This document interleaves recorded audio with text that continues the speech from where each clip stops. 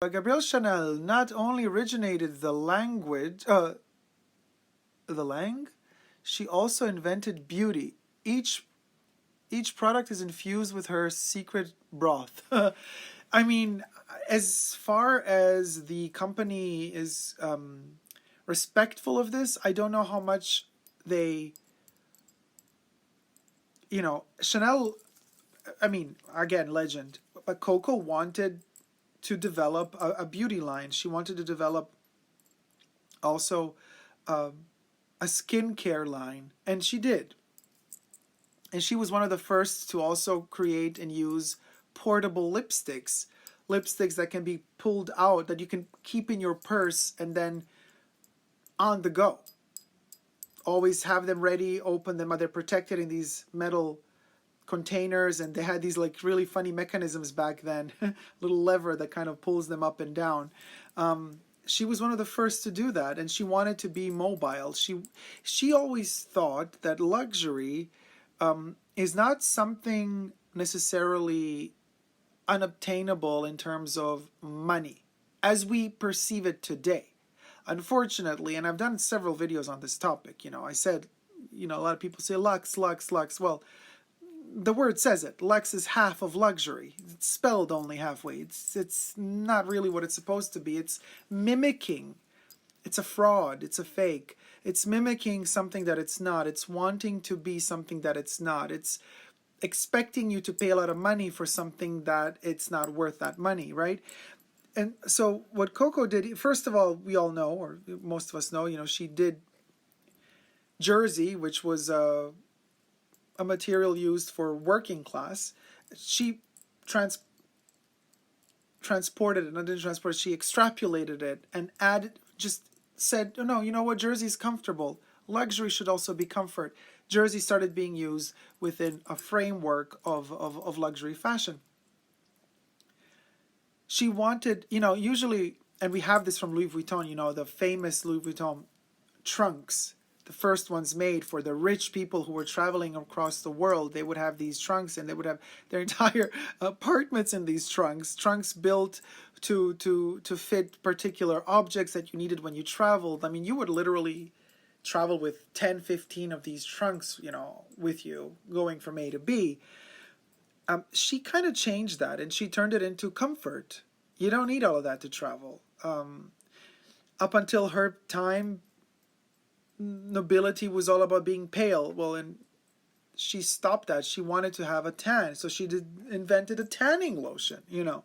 And she thought, well, it's about a healthy glow. Now, I mean, who am I to talk? I can't see the sun. I'm allergic to it, so it's a different story. But I admire the sun. I love to look at it.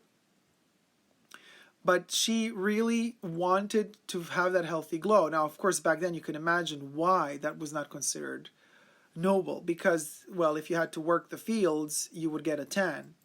If you didn't have to work the fields, you didn't get a tan. So not having a tan was a symbol of nobility. So she changed all of that. And she's like, no, luxury has to be comfortable.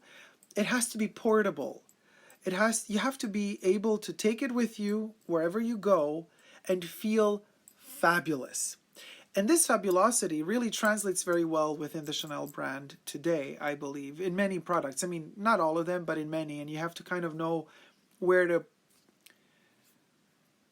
pick and choose which part of the brand, when and where, is particularly matching that frame of mind that Coco had. But they are there. And the product, I mean, again, I don't know if she would have really designed this chunky jar. As beautiful as this jar is, right? It ain't practical. It's not very Coco. But this is very Coco. Having this tube, this lightweight tube that you can carry with you. Screw it and unscrew it, you know. And this is very, very Chanel mentality. And it's a mousse to clean yourself super easy. As well as this little oil fella here. Typical Chanel. Because the size is right, because you close the screw. Yes, it is glass, but this is an oil. You don't want to keep oil too long in plastic. It doesn't do very well. Oil and plastic don't mix very well. So this is a very typical she wouldn't, probably back then it wouldn't have been frosted. It would have been transparent glass, but they had to differentiate it from the other 50 milliliter oil, which is the jasmine oil, which they also sell, from a slightly different range. It's not from the Leblanc range.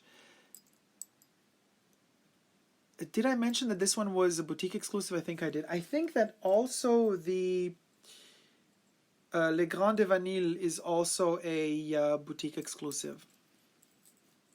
The mousse is a classic. You get it everywhere. So ultimately, even when we talk about the 255 bag, you know, my holy grail of a bag, the 255 bag was also a luxurious object, invented, created to be comfortable so that nobody steals it from you, hence the chains and metal, and comfortable, lightweight. The first one was made in Jersey. And again, we mentioned Jersey in the early 20s when she implemented it in her fashion and took it into luxury. And then she even made this luxurious, comfortable bag out of Jersey, which still to date is the quintessential bag. I mean, there's nothing that can top it. So comfort. It's all about comfort.